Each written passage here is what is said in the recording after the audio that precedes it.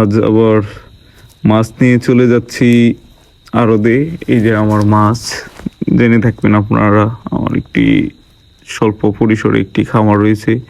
So এই হচ্ছে মাছ। এগুলো কিন্তু আসলে এত ছোট থাকার কারণ হচ্ছে মাছ একদম লোড হয়ে গেছে।